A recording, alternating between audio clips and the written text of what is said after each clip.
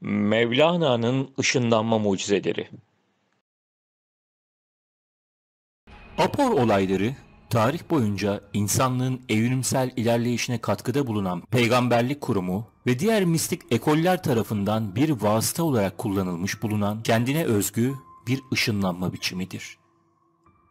Bu olayların çok çeşitli oluş teknikleri ve yapıcıları varsa da genel olarak belirli bir astral plana bağlı enerji ve o planın yasaları ile ortaya çıkan fenomenlerdir. Bu söz konusu astral plan, enerjilerini ve yasalarını kullanan bedenli ve bedensiz varlıklar çok çeşitli hallerde ve niteliklerde apor olaylarını gerçekleştirebilirler.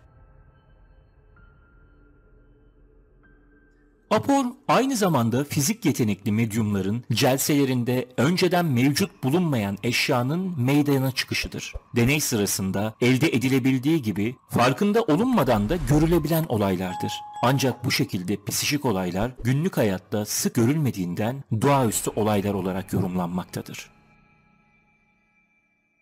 Fransızca apporter yani getirmek kelimesinden türetilmiş olan apor, celse odasında sanki duvarlardan, kapalı kapı ve pencerelerden geçerek giren objelerin maddeye nüfuz etmesi şeklinde tezahür eder. Bazen binlerce kilometre ötede bir yere taşınan bu objelerin bulundukları yerden kaybolarak aradaki tüm fizik engellerini aşıp aktarıldıkları yerde tekrar ortaya çıktıkları görülür.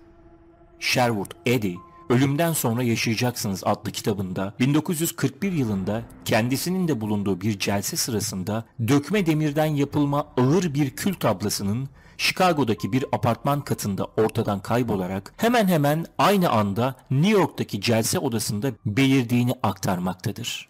Aspor ise ters yönde tezahür eden bir apor olayıdır. Celse odasında kaybolan bir obje başka bir yerde ortaya çıkar. Diğer ruhi olaylarda olduğu gibi aporların meydana getirilişinde de muhtemelen birkaç metot kullanılmaktadır. Cisimlerin çoğu kez ılık hatta sıcak vaziyette gelmeleri bunların ya atomlar ya da moleküller halinde taşındığı ihtimalini akla getirmektedir. Bu kereler alınan cisimler tamamen soğuk olmaktadır ki bu da olayda başka bir metodun da kullanılabildiğini göstermektedir. Spiritüalistler apor fenomenini ruhsal varlıkların objeleri bulundukları yerden dematerialize etmeleri ve celse odasında tekrar bir araya getirmeleri şeklinde açıklarlar. Morser Barbanel, Bu Spiritüalizmdir adlı kitabında White Hawk ismiyle anılan bir ruhsal varlığın celse odasında ortaya çıkan taşlarla ilgili bir apor olayı hakkında şu tebliği verdiğinden bahseder. Bu olayı ancak şu şekilde açıklayabilirim ki taşlar entegre olana kadar atomik vibrasyonlarını hızlandırırım. Sonra buraya taşır ve tekrar katı cisim haline gelene kadar vibrasyonlarını yavaşlatırım. Objelerin kapalı odaların içerisinden ya da dışarısından taşınmaları, psikokineti, zihnin madde üzerinde tasarruf gücü ile ilgili olduğu sanılan bazı tekinsiz ev yani poltergeist olaylarında da bu çok fazla görülen bir fenomendir. Apor olaylarında konu olan objeler yerine bir celse sırasında odada bir insanın ortaya çıktığı da görülmüştür. C. Edmund'un Spiritualizm, Çözümsel Bir Bakış adlı kitabında anlattığına göre apordan ziyade mükemmel bir ışınlanma olayı olarak değerlendirilmesi gereken bu olay 19. yüzyılda tanınmış İngiliz apor medyumu Samuel Guppy'nin başından geçmiştir. Samuel Guppy kendi celseleri sırasında odada adeta boşluktan çıkarmışçasına canlı istakozlar, yılan balıkları ve taze çiçekler, meyve ve sebzeler tezahür ettirmekle tanınmıştır. Londra Hickbury'deki evinde hesap işlerine dalmışken kendisi birden Labs Codred Street 69 numaraya taşıyan ruhsal varlıklar tarafından çatı ve tavanların içerisinden geçirilip celse odasındaki masasının üzerine bırakılmıştır. Medyum Louisa Balton'un bir celsesi sırasında arkadaşı bir apor olayına denk gelmişti. Rehber varlık herkesin görmesi için arkadaşının elini yukarı kaldırmasını ve daha sonra kapatmasını istedi. Arkadaşının eli yakıcı bir hisle birlikte rahatsız edici bir şekilde hızla ısıtılmıştı. Rehber varlık elini açmamalısın, bu çok önemli dedi. 1-2 dakika sonra da ekledi. Şimdi açabilirsin. Arkadaşı avucunda zincirden bileziklere takılan türde gümüş bir kayık durmaktaydı. Arkadaşlar, bu apor olayları aslında bize çok da yabancı değil. Mutlaka duymuşsunuzdur. Bazı yerlerde, bazı köylerde taşlanan evler vakası vardır. Burasıyla ilgili araştırma yapanların verdikleri raporlarda genelde taşlar ufak, küçük, büyük, eve hızlıcana sirayet eden, yani çarpan, bazen camları kırmadan bile camın içinden geçen ya da tavana birden tavandan aşağı düşen büyük taşlar da görülmüştür. Bunlarla ilgili yapılan araştırmada özellikle Bedri Ruhselman'ın yaptığı bazı araştırmalar vardır ki taşların genelde sıcak olduğu söylenir. Bu da ilk başta söylediğimiz savı biraz desteklemekte. Fakat dediğim gibi bize çok uzak şeyler değil bunlar. Hani biz bunları cinli ya da üç harflilerce böyle yapıldığını söylüyoruz. Tabii ki bunlar da bir olgu. Çünkü boyutsal varlık olarak onların da çok kolay yapabilecekleri olaylar bunlar, fenomenler. Bunların dışarısında arkadaşlar bizde de Sufizm'de özellikle görülen pek çok örnek var. Bunlardan bazılarına gelin şimdi bakalım.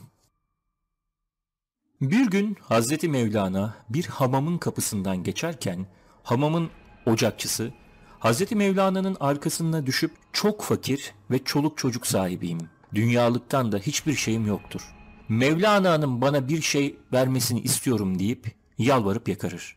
Hazreti Mevlana "Ağzını aç" der. O ağzını açınca Hazreti Mevlana avucu ile onun ağzını kapar.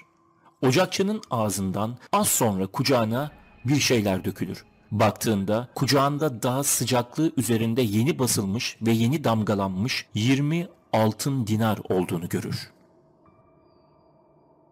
Yine ünlü bir bestekar olan Kemali Kavval bir dostun tertip ettiği semada içinden acaba bu semada benim teyfime ne kadar para atılacak diye düşünür. Hazreti Mevlana yerden bir avuç toprak alıp onun tefine atar ve "Al da gözüne sok" der. Kemali Kavval o anda tefinin altınla dolu olduğunu görür.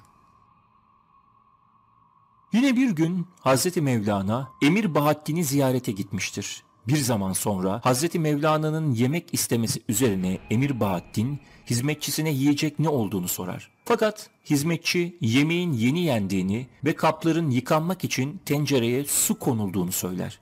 Bunun üzerine Hazreti Mevlana hizmetçiden o tencereyi ve bir sahan ile bir kase getirmesini ister. Kendi eliyle kaseye biraz su koyar, daha sonra bu koyduğunun kızartılmış etli pilava döndüğünü orada bulunanlar hayretle görürler. Arif Çelebi bir çocuğun elinden yemek kasesiyle yürüdüğünü görünce ona "Gel" diye seslenir. Çocuk gelince yemek kasesini onun elinden alır ve içerisindekileri yemeye başlar. Yemek bitince de kaseyi çocuğun eline verir ve "Kaseyi kapatıp git" der. Çocuk bir süre ilerledikten sonra merak edip kaseyi açar ve içinin eskisi gibi yine yemekle dolu olduğunu görür. Yine Mevlana'da olduğu gibi çok önemli bir isim olan Hacı Bektaş Veli'de de buna benzer apor deneyimleri görülmektedir. Bir gün ders yaptıkları medresede Lokman Peren de abdest almak için su ister. Çeşme medreseye oldukça uzaktır ve bu nedenle oradan su getirmek Hacı Bektaş Veli'ye güç gelmiştir. "Hocam, dua etsen de su bizim bahçemize aksa" der. Lokman Peren de kendi duasının böyle bir keramet için yeterli olmadığını söyler. Hacı Bektaş Veli bu cevap karşısında "Öyleyse beraber dua edelim" der. Hoca ve öğrencisi el açıp hak divanında duaya dururlar.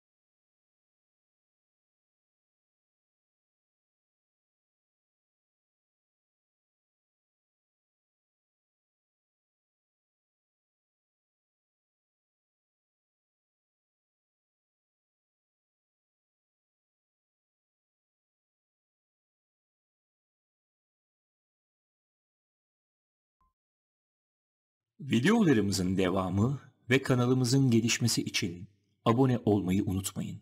Ayrıca Facebook ve Instagram sayfalarımıza da abone olup pek çok farklı, gizemli konuları bulabilirsiniz. Kanalımızı desteklemek ve araştırmalarımız için katıl butonu ile size uygun üyelik paketini seçip özel avantajlardan da yararlanabilirsiniz. Gizemli konularda görüşmek üzere. Hoşça kalın.